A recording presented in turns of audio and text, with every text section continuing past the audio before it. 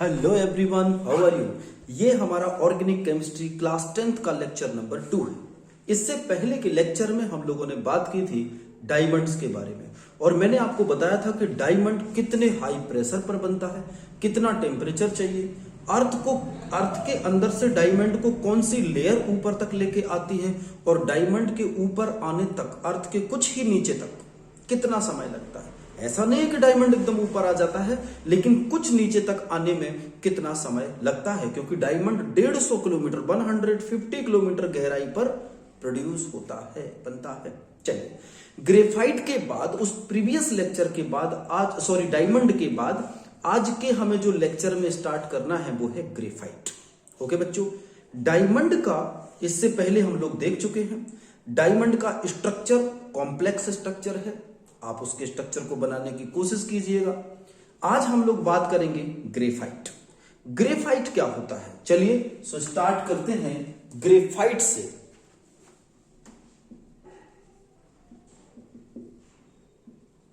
बच्चों, ये जो ग्रेफाइट है ये एक सॉफ्ट कार्बन है। इसका जो सिंबल होता है, इसका सिंबल होता है CN। CN इसको कहते हैं ब्लैक लीड। क्या कहते हैं बच्चों इसको? ब्लैक लीड के नाम से भी जाना जाता है। ये ऑल्सो पेपर ब्लैक के नाम से जाना जाता है और पेपर ब्लैक। इसका एक और नाम है सॉफ्ट कार्बन। इसका तीसरा नाम है सॉफ्ट कार्बन। ठीक है, N क्या है? इंटीग्रल नंबर है यहां पर, और C क्या है? Carbon atom. तो बच्चों, ग्रेफाइट को हम लोग जनरली CN या C सिंबल से भी जानते हैं। चलिए देखते हैं यहां पर मिलता कहां पर है। ऑकरेंस इसका कहां कहां पर होता है? डायमंड ग्रेफाइट हमें सबसे ज्यादा किस जगह मिलता है बच्चों? तो याद रखना, ये सबसे ज्यादा अगर इसको कहीं पर मिलता है तो ये साइबेरिया में, कनाडा में, USA में, इंडिया में। कनाडा, USA, इंडिया, इनमें, और साइबेरिया के कुछ पार्ट्स में भी इसको बहुत ज्यादा अमाउंट्स में निकाला जाता है। अगर हम आपसे कहें बच्चों कि इंडिया में कहां पर मिलता है, तो India graphite is found in Orissa. याद रखना है कहां पर?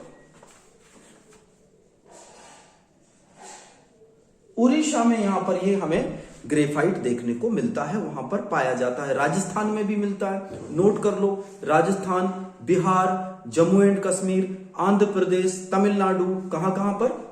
लिखो जल्दी। राजस्थान में, बिहार में, जम्मू कश्मीर में, आंध्र प्रदेश में और तमिलनाडु में ग्रेफाइट मिलता है। अगला सवाल आता है कि क्या ग्रेफाइट को आर्टिफिशियली बनाया जा सकता है? सबसे बड़ा सवाल है, ग्रेफाइट को क्या आर्टिफिशियली बनाया जा सकता है? Artificially preparation of graphite. Artificially graphite को कैसे बनाया जाएगा बच्चों? तो याद रखना है, हमें एक इलेक्ट्रिकल फर्नेस के अंदर, एक इलेक्ट्रिकल फर्नेस होगी। उस इलेक्ट्रिकल फर्नेस के अंदर हमें एंथ्रासाइट, एक कोल का एक फॉर्म होता है। क्या नाम है? एंथ्रासाइट। अगर हम एंथ्रासाइट को हीट इलेक्ट्रिक फर्नेस में कैटलिस्ट की प्रेजेंस में गर्म करें, एंथ्रासाइट को, एंथ्रासाइट ये क्या है? कार्बन का एक फॉर्म है। तो अगर हम एंथ्रासाइट को, अगर हम इलेक्ट्रिक फर्नेस में अगर गर्म करें, कैटलिस्ट, कोई भी positive catalyst, not required to learn, बस केवल कैटलिस्ट काफी है एंथ्रासाइट को, तो बेटा ये कन्वर्ट हो जाता है ग्रेफाइट। ठीक है, ये कन्वर्ट हो जाता है ग्रेफाइट के अंदर। तो ये मोस्ट इंपॉर्टेंट रिएक्शन है। आर्टिफिशियली भी आप ग्रेफाइट को बना सकते हो। Anthracite is the form of carbon या कोल ये फॉर्म ऑफ कोल है, आप यहां से आर्टिफिशियली भी ग्रेफाइट को बना सकते हैं। ओके बच्चों, अब आ जाते हैं कि ग्रेफाइट का स्ट्रक्चर कैसा होता है। तो चलिए जरा स्ट्रक्चर पर बात करते हैं कि ग्रेफाइट दिखता कैसे है, इंटरनल स्ट्रक्चर ग्रेफाइट का कैसा है। तो बच्चों ग्रेफाइट बहुत सॉफ्ट है। कहां कहां पाया जाता है? जो हम लोग पाउडर यूज करते हैं फेस पाउडर वगैरह लगाने में, उसमें ग्रेफाइट होता है। पेंसिल से जो आप लिखते हैं वो भी ग्रेफाइट की लीड होती है। ठीक है। स्ट्रक्चर की अगर बात करें तो इसके कार्बन इस तरह से अटैच होते हैं, इस तरह से कार्बन अटैच होते हैं। आप देख रहे होंगे हेक्सागन टाइप का कुछ बन रहा है, हेक्सागन टाइप का बन रहा है। ओके बच्चों, और इस तरह से एक लेयर ये हो जाएगी बच्चों, इसी के नीचे दूसरी लेयर भी होगी इसी तरह की। एक लेयर नीचे बना रहा हूं मैं, ये लेयर भी होगी। ठीक है, इस तरह से लेयर होगी।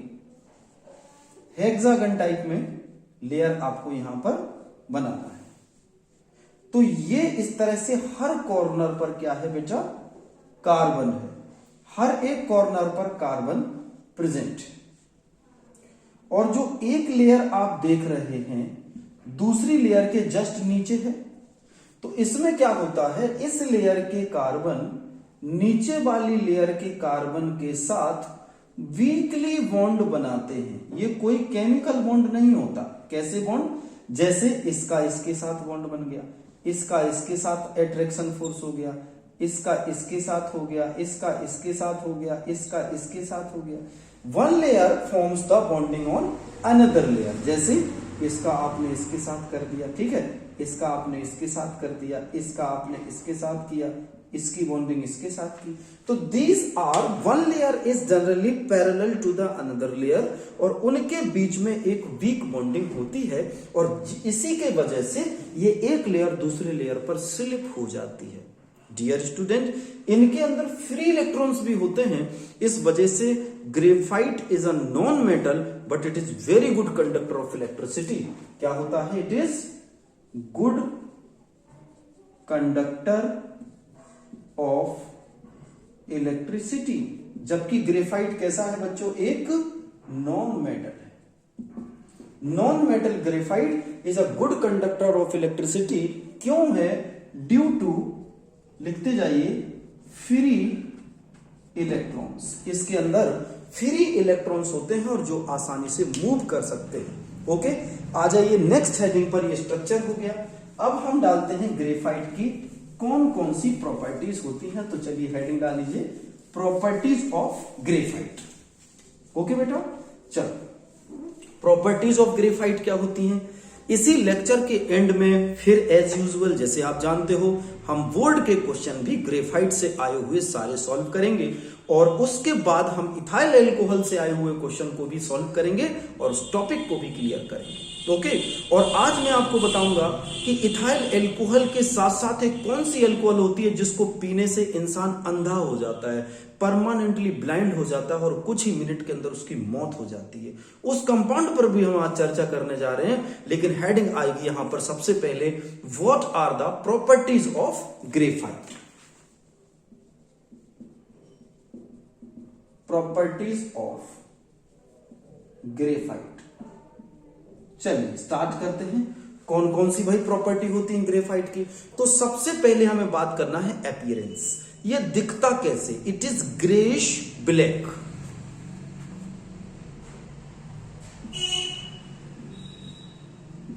It is greyish black. बेटा याद रखना, ये ग्रेस ब्लैक कलर का एक सब्सटेंस है, सॉलिड है, ओपेक मटेरियल है, having melting point carbon, lustre है ये।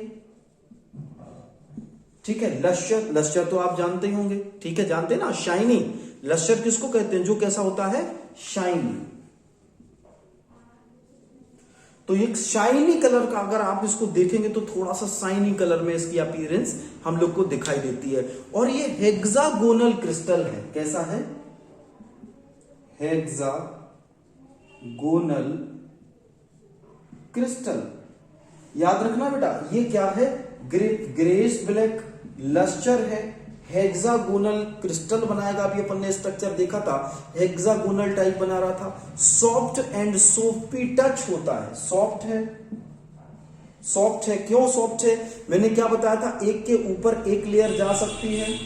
और सोपी टच, सोपी टच मतलब स्लिपरी है। अगर इसको हल्का सा इसका पाउडर आप हाथ पर लेके देखें तो बहुत ही आपको स्लिपरी नजर आएगा, ध्यान रखना है। डेंसिटी 2.3 ग्राम पर ml होती है, डेंसिटी 2.3 ग्राम पर ml इसकी डेंसिटी होती है, ध्यान रखना।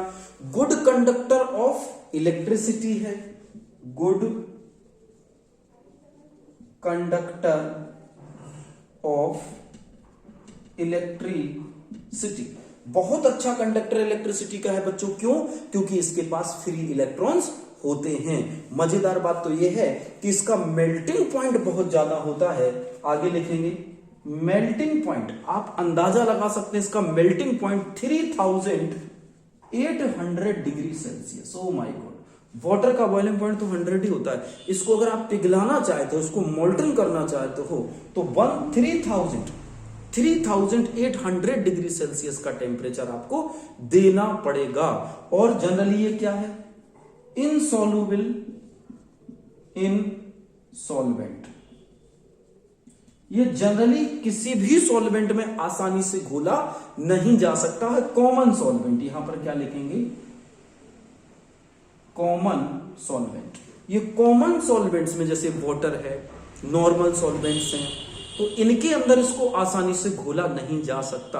अब आ जाते हैं इसकी कुछ और इंपॉर्टेंट प्रॉपर्टी। तो मैं इसको रफ कर रहा हूं, आप चाहें तो एसएस ले लीजिए। और अब हम लोग देखते हैं इसकी ये किस किस से रिएक्शन कर सकता है बच्चों। तो हमें देखना है कि ये किस किस कंपाउंड के साथ रिएक्शन करता है। चलिए देखते हैं। सबसे पहले हम देखते हैं action of air, action of air. अगर इसको एयर के साथ एक्शन किया जाए और जलाया जाए तो ये ग्रेफाइट को कहते हैं सी, इसको कहते हैं एयर के साथ, क्योंकि ऑक्सीजन के प्रेजेंस में जलेगा। इसको यहां पर लिखना है हीट या फिर बर्न, तो ये बन जाएगा कार्बन डाइऑक्साइड। याद रखना है बच्चों, क्या बन जाएगा यहां पर? ये कार्बन डाइऑक्साइड का एक कंपाउंड यहां पर बना लेगा। ठीक है, नोट कर लीजिए, जल्दी से फटाफट नोट कर लीजिए।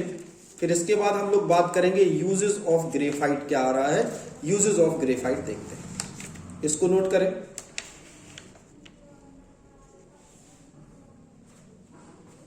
चलिए डन, हेडिंग डाल लीजिए, uses of graphite.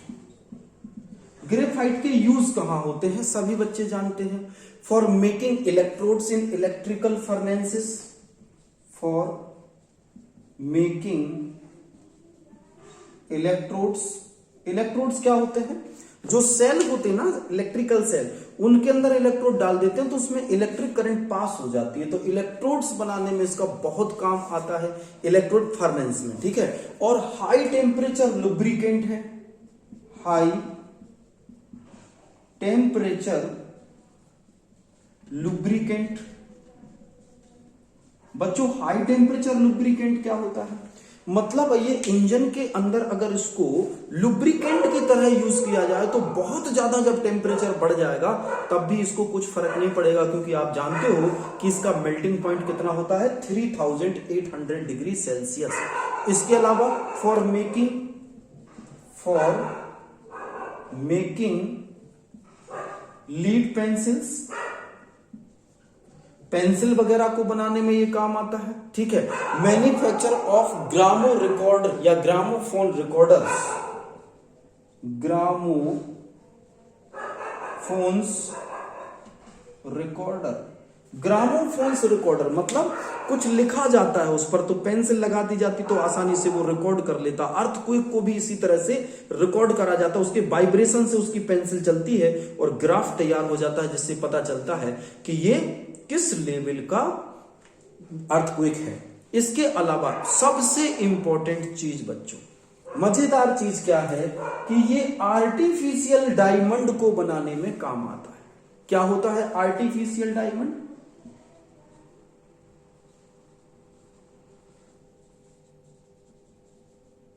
Artificial diamond आप देखते होगे मार्केट में जो छोटे छोटे डायमंड टाइप के बिकते हैं, आप कहेंगे सर वो तो चमकता है। हाँ ये चमकता है आर्टिफिशियल डायमंड। सो इससे कुछ ऐसी प्रोसेस हैं जिससे इससे आर्टिफिशियल डायमंड को भी बनाया जा सकता है। फटाफट इसको नोट कर लीजिए। फिर हम दोनों में कंपैरेटिव स्टडी बात करेंगे, डायमंड में और ग्रेफाइट में, दोनों में कंपैरेटिव स्टडी को अब हम देखेंगे। चलिए रफ करता हूं। अब हेडिंग डालिए differences between diamond and graphite. दोनों के बीच का डिफरेंस लेना है। तो एक तरफ अपन क्या लिखते हैं, प्रॉपर्टीज, यहां लिखेंगे प्रॉपर्टीज। किसकी प्रॉपर्टीज, डायमंड की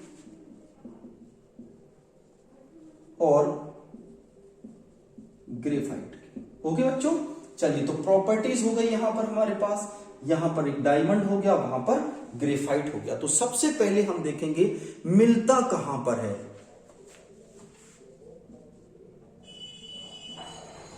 ऑकरेंस कहां पर होता है बच्चों, तो डायमंड आपको पता है नेचुरली में फ्री स्टेट होता है। डायमंड हमें फ्री स्टेट में मिलता है क्योंकि जमीन में आसानी से बन जाता है। आसानी से नहीं, हमारे लिए आसानी से नहीं, लेकिन अगर उतना प्रेशर टेम्परेचर जो मैंने प्रीवियस लेक्चर में बताया था, अगर उतना देखा जाए तो डायमंड बन जाता है। ये भी नेचुरली बनता है ग्रेफाइट, है ना, और आर्टिफिशियली भी इसको बनाया जाता है। कैन प्रिपेयर्ड आर्टिफिशियली, इसको आर्टिफिशियली भी बना सकते हैं। तो पॉइंट नंबर 1 हमारे पास ये हो गया, खत्म।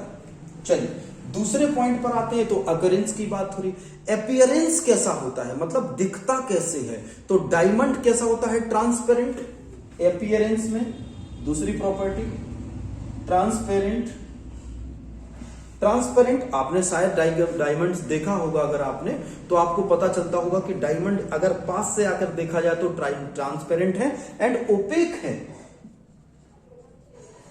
ये ओपेक स्ट्रक्चर भी इसका होता है, जबकि ग्रेफाइट कैसा होता है, greyish black.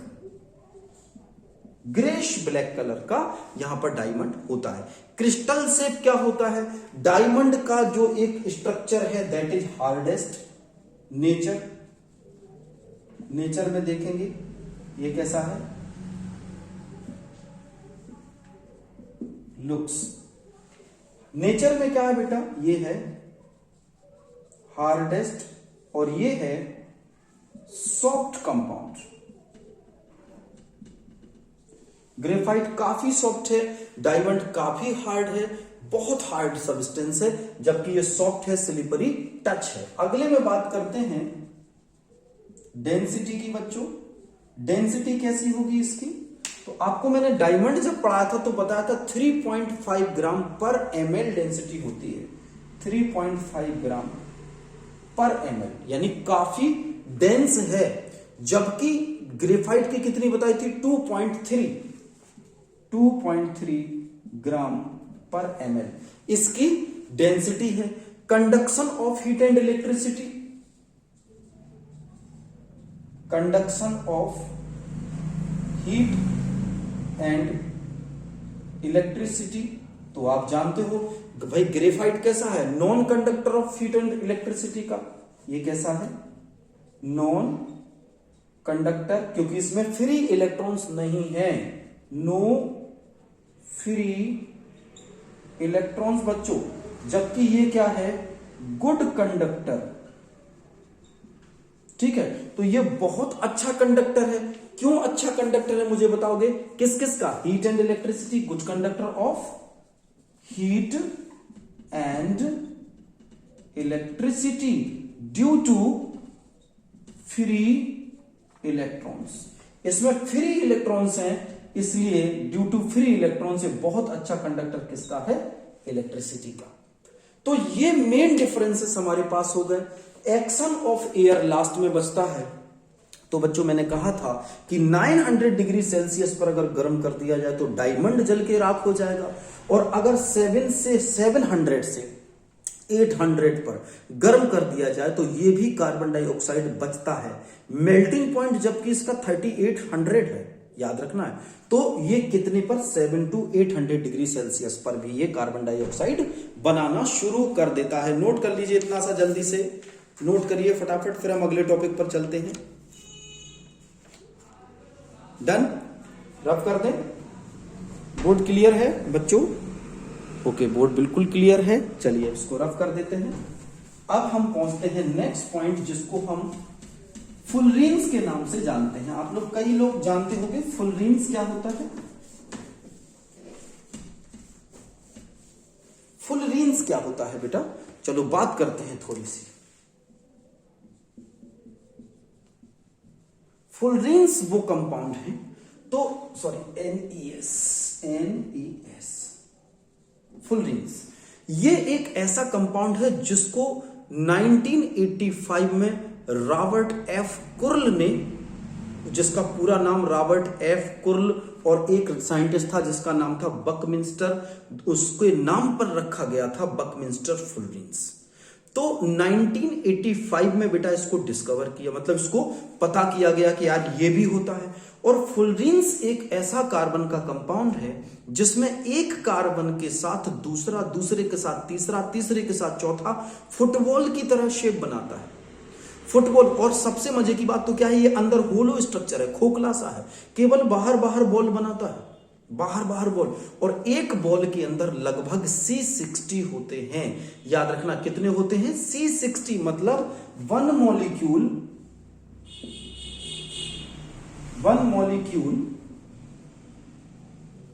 Having 60 atom of carbon. C60 atom एक मॉलिक्यूल्स के अंदर। कब डिस्कवर किया गया था? 1985 में। नाम किसके नाम से जाना जाता है? Robert F Curl. Robert F Curl, और इसमें एफ क्या है यहां पर? Fullerenes. Robert F fullerenes Curl. तो इसका पूरा नाम क्या माना गया था? इसका नाम बकमिंस्टर। कहां से आया बेटा? ये एक साइंटिस्ट जहां के थे उसका प्लेस भी है, और कुछ बुक में लिखा है साइंटिस्ट का नाम भी है। तो इसका पूरा नाम क्या लिखा गया था? बकमिंस्टर फुलरीन्स, ये इसका नाम माना जाता है। अच्छा, अब मजेदार बात ये है कि आप कहेंगे सर चलो ये तो मिल गया कि इसमें C60 एटम होते हैं, सब है, तमाम बातें, लेकिन इसका यूज क्या है, हम इसको पढ़ते क्या है और इसका स्ट्रक्चर कैसा है? तो याद रखना 12 पेंटागोनल फेस होते हैं। कैसे? One fullerene having 12 pentagonal faces. तो एक फुलरीन्स के अंदर 12 पेंटागोनल फेस होते हैं, कॉमा 20 हेक्सागोनल फेस होते हैं।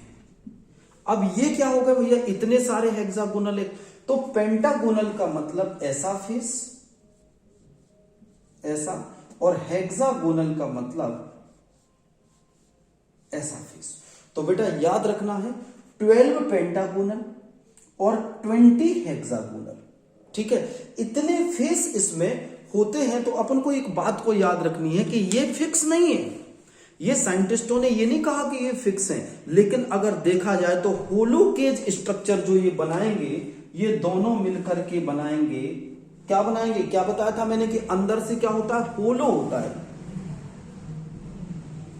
होलो केज स्ट्रक्चर, अंदर से खोखला। अच्छा, ये वाले पॉइंट थोड़े से आपको याद रखना है कि इसके it consist 12 pentagonal faces and 20 hexagonal faces, और होलो केज स्ट्रक्चर ये बनाता है। तो ध्यान रखना, ये एक मॉलिक्यूलर सब्सटेंस है, ये सॉल्युबल इन बेंजीन है। ये क्या है? Molecular substance. चलिए इसको नोट कर लीजिए, फिर मैं आपको इसके बारे में बहुत इंपॉर्टेंट कुछ फैक्ट बताता हूं। Okay, done. चलिए, तो अब इसके बारे में कुछ इंपॉर्टेंट फैक्ट सुनिए, बहुत इंपॉर्टेंट फैक्ट। सबसे पहले तो ये एक मॉलिक्यूलर फॉर्म है, मॉलिक्यूलर फॉर्म। सेकंड थिंग, ये सॉल्युबल इन बेंजीन। बेटा बेंजीन को कहते हैं C6H6। इसका स्ट्रक्चर ऐसे होता है, ये बनाया, एक बॉन्ड डबल यहां लगाओ, फिर इसको छोड़ के यहां लगाओ, फिर इसको छोड़ के यहां लगाओ, और हर एक किनारे पर क्या है H, लेकिन उसको लिखते नहीं है। इसको क्या कहते हैं, बेंजीन। और ये बेंजीन के अंदर क्या होता है बेटा, सोलुबल हो जाता है। चलिए अब अपन देखते हैं प्रिपरेशन ऑफ फुलरिन, कैसे इसको प्रिपेयर किया जा सकता है। तो Buckminster fullerene can be prepared by the following method. चलिए देखते हैं भैया, ये फुलरिन्स को बनाया कैसे जाता है, प्रिपरेशन, और फिर बच्चों एंड में देखेंगे इसके यूजेस क्या है। बड़ी मजेदार बात है। तो सबसे पहली प्रिपरेशन इसकी है कि electrically heating of a graphite rod in atmosphere of helium. क्या करना है, ग्रेफाइट की रॉड ले लो, इसको हीट करना है इलेक्ट्रिकली, मतलब ऑक्सीजन के एब्सेंस में, गलती से भी ऑक्सीजन नहीं आना चाहिए। हीट करना है इलेक्ट्रिकल वायर से, ऑक्सीजन के प्रेजेंस में, और किसके एटमॉस्फेयर में, इन हीलियम एटमॉस्फेयर। हीलियम क्या होती है बेटा, एक इनर्ट गैस होती है, इसके प्रेजेंस में रखोगे तो ऑक्सीजन नहीं आ पाएगी। तो अगर इसको आपने किया तो यहां से हमें क्या मिलता है, फुलरिन्स। इससे हमें क्या मिलता है, फुलरिन्स मिलता है। दूसरा एक और इसकी प्रिपरेशन है, इसको डाल दीजिए प्रिपरेशन नंबर 1, और प्रिपरेशन नंबर 2 देखिए कैसे बनता है, vaporising of graphite by using laser. तो आपको क्या करना है, ग्रेफाइट लेना है, इसको क्या करना है बच्चों, वेपोराइज करना है by laser technology. Laser technology से ग्रेफाइट को अगर वेपोराइज करके कूल किया जाए तो क्या बनता है, C60 बनता है। मोस्ट इंपॉर्टेंट प्रोसेस है, शायद कई बुकों में ये देखने को ना मिले, इसलिए मैंने बताया कि बहुत ही इंपॉर्टेंट प्रोसेस है। तो अब इसके फॉर्म कितने होते हैं, क्या जैसे टीचर्स कहते हैं C60, बेटा ऐसा नहीं है केवल फुलरिन C60 हो, C19 भी होता, C120 भी होता। तो इसके टाइप कितने कितने हैं, मैं ऊपर यहां पर लिख दे रहा हूं, ये C60 हो सकता है, C70 हो सकता है, सॉरी 70 हो सकता है, C90 हो सकता है, C120 हो सकता है। ये सारे फॉर्म हैं। ये किसके फॉर्म है बेटा, याद रखना है, ये फॉर्म है फुलरिन्स के। इतने सारे टाइप पार्ट ऑफ फुलरिन्स होते हैं, तो याद रहेगा इनको। आगे बढ़े, what are the uses of fullerenes. चलिए अब आ जाते हैं हम बहुत इंपॉर्टेंट टॉपिक पर कि फुलरिन्स के यूजेस क्या हैं। चलिए तो लिखता हूं अब फुलरिन्स के यूजेस, नोट करिए, यूजेस ऑफ फुलरिन्स। कहां काम आता है फुलरिन्स। तो सबसे पहले तो ये सुपर कंडक्टर है, पहली बात याद रखना है, ये सुपर कंडक्टर है। इसका रेजिस्टेंस बहुत कम होता है और इतना फास्ट इलेक्ट्रिक कंडक्टर होता है कि इसके बराबर इलेक्ट्रिक कंडक्टर जनरली देखने को कम मिलते हैं। तो सबसे पहला पॉइंट हम नोट कर लेंगे, ये एक सुपर कंडक्टर है, नंबर 1 नोट करते जाना। दूसरी चीज, ये केवल सुपर कंडक्टर नहीं है, ये सेमी कंडक्टर की तरह भी काम करता है। सेमी कंडक्टर, ये बहुत अच्छा बेटा सेमी कंडक्टर भी होता है, बहुत अच्छा लुब्रिकेंट्स है, एंड बहुत अच्छा क्या है, लुब्रिकेंट्स है, और बहुत अच्छा कैटलिस्ट भी है। वाह यार, इसके तो इतने सारे यूज मिल रहे हैं। बहुत अच्छा कैटलिस्ट भी है, बहुत अच्छा लुब्रिकेंट है, और कैटलिस्ट भी है। दूसरी चीज, ये सबसे ज्यादा आज यूज कहां हो रहा है। आप कभी प्रोजेक्ट बनाना, आप बताना, मेरी जितनी हेल्प होगी मैं करूंगा। ये रेनफोर्स्ड प्लास्टिक को गलाने में काम आता है, प्लास्टिक को उसको कन्वर्ट करने में काम आता है। हार्ड प्लास्टिक को अगर इसके साथ मिला के गर्म किया जाए तो हार्ड प्लास्टिक भी सॉफ्ट हो जाता है। और दूसरी चीज, बहुत इंपॉर्टेंट चीज, ये ट्रीटमेंट के काम आता है, एड्स के। एड्स जानते हो ना, ये किसके काम आता है, टू क्योर द एड्स, ठीक है, cure the ads acquired immunodeficiency syndrome होता है। एक्वायर्ड इम्यूनोडेफिशिएंसी सिंड्रोम ये होता है बाय HIV से। HIV इसका फुल फॉर्म मैंने क्या बताया, एक्वायर्ड इम्यूनोडेफिशिएंसी सिंड्रोम, और HIV का फुल फॉर्म होता है ह्यूमन इम्यूनो वायरस।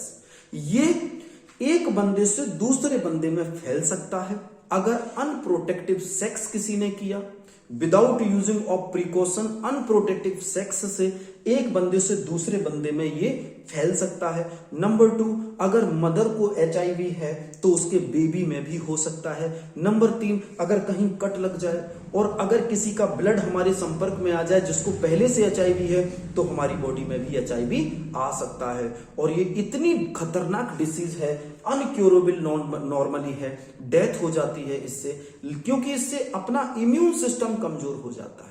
हमारा जो इम्यून सिस्टम है बेटा वो एंटीबॉडी पर डिपेंड करता है। हमारी बॉडी में 4 तरह की एंटीबॉडी होती हैं। कुछ एंटीबॉडी हम बाहर से भी बना सकते हैं, तो इन एंटीबॉडीज को ये खत्म कर देता है ये वायरस। और सबसे खतरनाक बात तो ये है कि कभी कभी ये बॉडी में पड़ा रहता है और अगर टेस्ट कराया जाए ब्लड का तो HIV नेगेटिव आता है, और जब ये बहुत बढ़ जाएगा तब ये पॉजिटिव हो जाता है, हमारे इम्यून सिस्टम को खत्म कर देता है और इंसानों की डेथ हो जाती है। तो HIV को क्योर करने में मेडिसिन की तरह भी फुलरीन्स को यूज किया जा रहा है, और इलेक्ट्रिकल वायर्स की तरह, क्योंकि बहुत अच्छा कंडक्टर है तो ये इलेक्ट्रिकल वायर्स की तरह भी इसको यूज किया जा रहा है। फटाफट इसका एसएस ले लीजिए जल्दी से, फिर हम लोग आगे बढ़ते हैं। डन, चलिए। तो ये था हमारे पास दूसरा इंपॉर्टेंट टॉपिक जिसका नाम था फुलरीन्स। आगे हम लोग बात करते हैं वर्सेटाइल नेचर ऑफ कार्बन। ठीक है, तो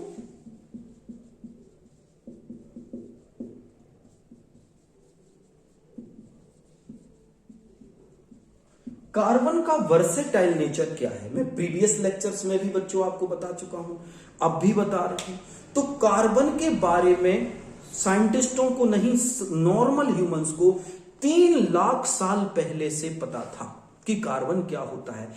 3 नहीं, I am sorry, 30 lakh, 30 lakh, 30 lakh year before carbon का लोगों को मालूम हो गया था, इसके यूज के बारे में पता चल गया था। लेकिन हमारे लिए क्या यूजफुल है, वर्सेटाइल नेचर ऑफ कार्बन का बेटा ये है, कार्बन 6, 2 and 4, इसके पास, कार्बन के पास 4 वैलेंस इलेक्ट्रॉन है और ये 4 बॉन्ड बना सकता है, can form 4 single bond with different hydrogen और मोनोवेलेंट एटम्स।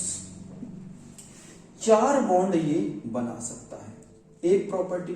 दूसरी प्रॉपर्टी बच्चों, कार्बन का यूनिक नेचर है कि carbon can form single bond and carbon can form double bond, carbon can form triple bond, carbon can form cyclic compounds and carbon can form aromatic compound too. तो इन सारी property को long chain बना लेना, एक के बाद एक कार्बन के साथ जुड़ जाना, जैसे ये देखो, ये लॉन्ग चेन बनाना। तो इसके इस वर्सेटाइल नेचर को हम कहते हैं catenation, catenation power and tetravalency, tetravalency. ये 2 चीजों को आपको याद रखना है। कौन कौन सी चीजें हैं बच्चों, एक तो इसका वर्सेटाइल नेचर, सबसे इंपॉर्टेंट क्या है, कैटिनेशन प्रॉपर्टी दिखाता है, और दूसरा क्या है, इसके पास single bond, double bond, triple bond, ये मल्टीपल टाइप के कंपाउंड्स को यहां पर बना सकता है। चलिए आगे बढ़ते हैं। अब हम लोग बात करते हैं कार्बन के यूनिक नेचर, एक और है जो है कार्बन के मल्टीपल कंपाउंड्स का फॉर्मेशन। तो बेटा मल्टीपल कंपाउंड्स के फॉर्मेशन के लिए हम लोग को सबसे पहले इसका देखना है IUPAC नेमिंग। लेकिन कार्बन के कंपाउंड की IUPAC नेमिंग की अलग से मैंने वीडियो बनाई है, अभी उस पर और आगे के सेगमेंट आते जा रहे हैं, उनको देखिएगा। आपको टाइप करना है पैशन केमिस्ट्री, उस पर जाना है IUPAC नेम 1 2 3 ये सीरीज मिलेगी, उनको आपको देखना है, तो IUPAC आपका वहां से तैयार होगा। अब हमारे पास जो हेडिंग है वो हेडिंग डाल दीजिए फंक्शनल ग्रुप। चलिए हेडिंग डाल दीजिए फटाफट, क्या है? Functional group. तो हेडिंग डालते हैं functional group and carbon. Functional group and carbon. तो बच्चों कौन कौन से फंक्शनल ग्रुप होते हैं जो कार्बन के कंपाउंड में जोड़े जाते हैं? तो सम कॉमन फंक्शनल ग्रुप के बारे में आज अपन को बात करनी है। जैसे पहला फंक्शनल ग्रुप होता है OH। याद रखना है बच्चों, इसको हम लोग हाइड्रोक्सिल ग्रुप कहते हैं। क्या कहते हैं? Hydroxyl group. हाइड्रोक्सिल ग्रुप मैं ऊपर लिख दूं थोड़ा सा, फंक्शनल फंक्शन ऑफ या फंक्शनल ग्रुप्स, ये हेडिंग हमारी आ जाती है। तो हाइड्रोक्सिल OH होता है। अब हमें इसका कोई कंपाउंड बनाना है तो जनरली हम क्या करें? CH3OH। आप कहेंगे सर ये कंपाउंड कैसे आया? बेटा कार्बन का पहला एल्कीन का कंपाउंड क्या होता है? मैंने बताया है पिछले लेक्चर्स में, CH4। इसमें से आप एक H को हटा दो और एक OH जोड़ दो तो क्या बन गया? CH3OH। तो इसका एक कंपाउंड कहलाएगा CH3OH। ठीक है, तो इस कंपाउंड्स का नाम क्या हो जाएगा? मिथेनल हम इसको कह सकते हैं। क्या नाम हो जाएगा? मिथेनल या मिथेनॉल। ठीक है, नॉट आई सॉरी, नल तो एल्डिहाइड के लिए आता है। Methanol, METHNOL। इसको एक्चुअली बोलते क्या है? ऑल के नाम से इसको बोला जाता है। दूसरा कंपाउंड क्या बनता है? दूसरा बनता है CHO। इसका नाम क्या है? एल्डिहाइड ग्रुप है, एल्डिहाइड। ठीक है बेटा, इसका हमें अगर कोई कंपाउंड बनाना है तो HCHO बना दें। इसका नाम क्या होता है? फॉर्मेल्डिहाइड। ठीक है, ये फॉर्मेल्डिहाइड। इसके और भी कंपाउंड बन जाएंगे। इसके अलावा एक फंक्शनल ग्रुप होता है ये। इस फंक्शनल ग्रुप को हम लोग कहते हैं कीटोन। क्या कहते हैं? कीटोन। और शॉर्ट में क्या कहते हैं? ओन। एल्डिहाइड को शॉर्ट में कहते हैं अल। याद रखना, मैंने IUPAC में सब कुछ डिटेल से बताया है। तो कीटोन का एक एग्जाम्पल CH3CO CH3, इसको कहते हैं एसीटोन। क्या कहते हैं बच्चों? एसीटोन। इसके अलावा और भी ग्रुप बहुत सारे हैं, जैसे COOH, इसको कहते हैं कार्बोक्सिलिक एसिड और शॉर्ट में कहते हैं ओइक एसिड।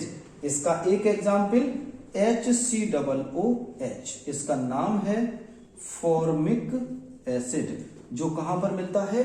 जो जहर में मिलता है, सांप के जहर में, बिच्छू के जहर में, ततैया के जहर में, मधुमक्खी के जहर में, लाल चींटी के जहर में, यही होता है HCOOH। याद रखना है। इसके अलावा और कौन से होते हैं? NH2, जिसको हम लोग अमाइन कहते हैं। जैसे लिखा एग्जाम्पल CH3NH2, तो CH3NH2 का नाम है मिथाइल अमीन। मिथाइल एमाइन या मिथाइल अमीन के नाम से जाना जाता है। इसी तरह से C भी है, इसको हम लोग इन कहते हैं, और C है, इसको हम लोग आयन कहते हैं। तो ये मेन फंक्शनल ग्रुप हैं जिनके बारे में आपको याद रखना है। सो बच्चों, यहां पर हमारा सेकंड लेक्चर कवर किया मैंने। ग्रेफाइट को पढ़ाया, फुलरीन्स को पढ़ाया, कार्बन का वर्सेटाइल नेचर बताया और कुछ कॉमन फंक्शनल ग्रुप बताए। बच्चों अगले लेक्चर में हम कार्बन एंड कंपाउंड्स का इथाइल एल्कोहल कंप्लीट करेंगे और उसके बाद एसिटिक एसिड कंप्लीट करेंगे। जरूर देखना, मैं बेटा सारे क्वेश्चन करा रहा हूं। अब आखिरी में बात आती है बोर्ड के क्वेश्चंस पर। तो चलिए इस टॉपिक से रिलेटेड बोर्ड के क्वेश्चन लिखिए जल्दी से, क्योंकि सबसे इंपॉर्टेंट तो वही है। हमने आज जो पढ़ा है उसके बोर्ड के क्वेश्चन क्या आए हैं प्रीवियस ईयर में, वो देखना हमारे लिए जरूरी है। तो लिखेंगे बोर्ड क्वेश्चंस।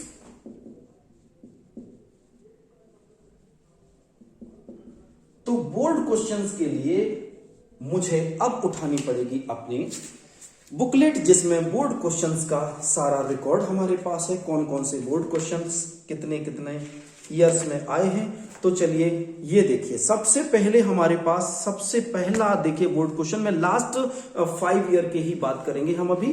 तो सबसे पहला क्वेश्चन है, what is catenation property of carbon. पहला क्वेश्चन है, मल्टीपल टाइम रिपीट होने वाला क्वेश्चन है बेटा, what is catenation property of carbon. दूसरा क्वेश्चन देखते हैं, write the difference in graphite and diamond. दूसरा क्वेश्चन है, क्वेश्चन नंबर तीसरा। क्वेश्चन नंबर तीसरा है, what is fullerenes, write its properties and uses, जो हम लोगों ने अभी अभी देखे हैं। तो ये प्री ईयर्स के क्वेश्चन हैं। चलिए और देखते हैं और कौन से क्वेश्चन आए हैं। Question number 4, what do you understand by the functional groups. बहुत बार रिपीट होने वाला क्वेश्चन है। आप कहेंगे सर आईयूपीएससी तो कुछ कुछ साल पे हट जाता है, कभी कोरोना के टाइम पर आईयूपीएससी हट जाता है, कभी को। मैं आपको हमेशा बोला है बेटा जरूर पढ़ो आप, ठीक है, जरूर पढ़िए, इसको आपको छोड़ना नहीं है। इसके फंक्शनल ग्रुप वाला ये पोर्शन जरूर जरूर देखना है। अगला क्वेश्चन आया है क्वेश्चन 5, वो right draw the structure, 1 minute, हाँ जी यही है, draw the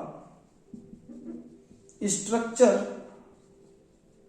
of diamond and graphite. Diamond और ग्रेफाइट के स्ट्रक्चर लिखिए और इनकी मेल्टिंग, इसके इससे वाली प्रॉपर्टी में आप इसके, जो मैंने आपको बताया था, एक लेयर्स के ऊपर दूसरी लेयर स्लिप करती है उसके। तो बेटा ये हमारे पास लास्ट 5 ईयर के क्वेश्चन हैं, जो क्वेश्चन बार बार, जैसे 2018-19 में कुछ क्वेश्चंस जो पहले रिपीट हुए हैं उनको मैंने 2 बार नहीं लिखा है, 1 बार में उसको कवर किया है। इन क्वेश्चन को इस लेक्चर में आपको तैयार करना है और लाइक, सब्सक्राइब, शेयर भी करना है। मिलते हैं नेक्स्ट लेक्चर के साथ। Thank you very much.